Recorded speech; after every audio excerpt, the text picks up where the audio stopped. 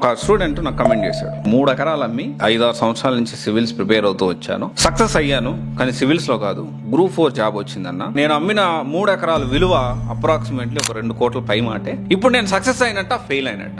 నేనేమంటానంటే not only group 2, any government exam ఖచ్చితంగా సగం మంది ఎగ్జామ్ రాస్తారు. యూపీఎస్సీ కూడా చూసుకుందాము. 2023లో 13 లక్షల మంది అప్లై చేస్తే 5 నుంచి 6 లక్షల మధ్యలో అంటే 50% మాత్రమే ప్రిలిమ్స్ ఎగ్జామ్ కి అపీర్ అయ్యారు. Government exam or competitive exam ఏదైనా కానీ కనిపించే నెంబర్స్ చూసి మనం భయపడాల్సిన అవసరం లేదు. సివిల్స్ లో సక్సెస్ రేషియో 0.01%. 50,000 మంది ఢిల్లీకి సివిల్స్ ప్రిపేర్ అవ్వడానికి వెళ్లే వారి సంఖ్య దాదాపు 500 కోట్లు. కోచింగ్ తీసుకునే ప్రతి ఒక్కరు ఎంతమంది సీరియస్నెస్ ఉంది? గవర్నమెంట్ జాబ్ ఏదైనా సగం మందే ఎగ్జామ్ రాస్తారు. నేను ఇది ఆల్రెడీ చాలాసార్లు డిస్కస్ చేశాను. రీసెంట్ గా మనకి గ్రూప్ 2 ఎగ్జామ్ కూడా దాదాపు 45%, 45.7, 45.6, 45.57% ఈ విధంగా ఏంటి అంటే రీసెంట్ గా గ్రూప్ 2 అయితే ఈ విధంగా జరిగింది. అండ్ సర్ప్రైజింగ్లీ అని చెప్పి దాని గురించి అన్ని ఆర్టికల్స్ కూడా పబ్లిష్ చేశారు. అయితే నేను ఏమంటున్నానంటే not only group 2, government exam ఏదైనా కానీ real competition is different and at the same time కనిపించే నెంబర్స్ అనేవి డిఫరెంట్ అనేది నేను ప్రతి ఒక్కరికి ఈ రోజు ఈ వీడియోలో దాని గురించి డిస్కస్ చేద్దాము. అండ్ కారణాలు ఏంది అనేది దానికి మన గురించి నా ఒపీనియన్ నేను చెప్తాను. ఖచ్చితంగా మీరు కూడా మీ ఒపీనియన్ అనేది ఖచ్చితంగా షేర్ చేయాల్సిన అవసరం ఉంది. సో ఇక్కడ సీనియర్ ఆస్పిరెంట్స్ ఈ విధంగా ఇట్లాంటి కొన్ని టాపిక్స్ మనం మాట్లాడితే అప్కమింగ్ మనకు వచ్చే మన జూనియర్స్ కి అంటే కొత్తగా గవర్నమెంట్ ఎగ్జామ్ ప్రిపేర్ అయ్యే వాళ్ళందరికీ ఒక అవగాహన అనేది వస్తుంది. సో దయచేసి కొంచెం ఈ సీనియర్ ఆస్పిరెంట్స్ ఎవరైతే ఉన్నారో మీ ఒపీనియన్స్ కూడా షేర్ చేయాలని నేను మనవి చేసుకుంటాను, రిక్వెస్ట్ చేస్తున్నా మిమ్మల్ని.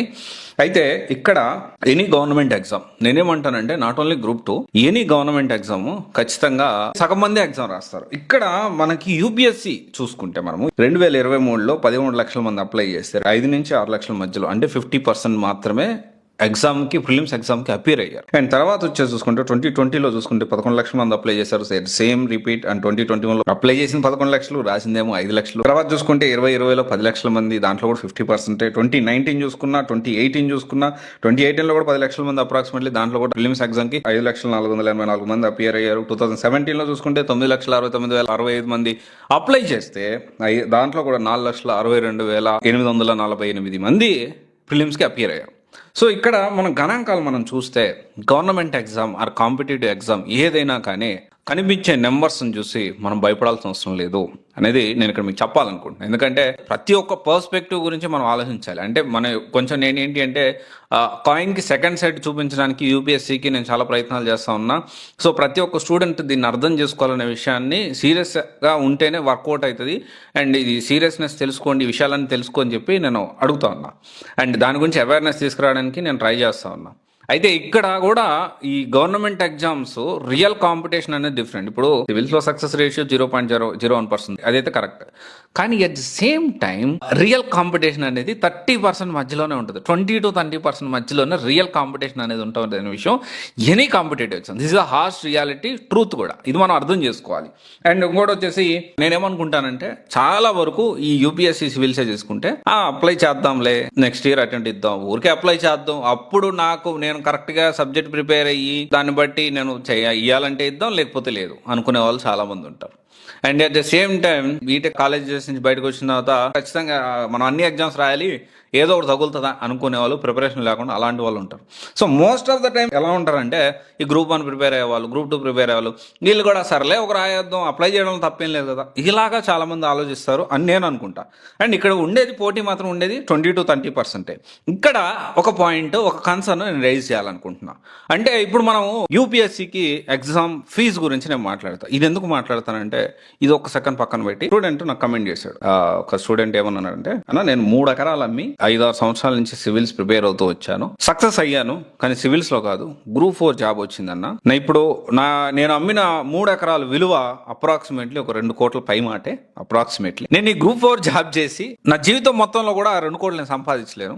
ఇప్పుడు నేను సక్సెస్ అయినట్ట ఫెయిల్ అయినట్ట? ఈ విషయం గురించి తన కమెంట్ అంటే నేను ఇప్పుడు ఏం చేయాలి అంటే ఒక డైలమా, సక్సెస్ అయ్యాడా ఫెయిల్ అయినట్ట, ఇది ఒక పాయింట్ మళ్ళీ ఇక్కడ పెడదాం. సో ఇక్కడ ఆల్రెడీ మనం యూపీఎస్సీ ఫీజు గురించి, యూపీఎస్సీ ప్రిలిమ్స్ ఎగ్జామ్ రాయడానికి ఫీజు గురించి 100 రూపాయలు ఎంతో ఉంటుంది. జనరల్ ఓబీసీ ఎస్సీ కేటగిరీకి అసలు ఫీ ఏమి ఉండదు. ఇది పక్కన పెడదాం. ఇప్పుడు ఒక విషయం మాట్లాడదాం. కోచింగ్ జాయిన్ అయ్యే వాళ్ళు మన హైదరాబాద్ లో 10,000 మంది ఉంటారు అనుకుందాం.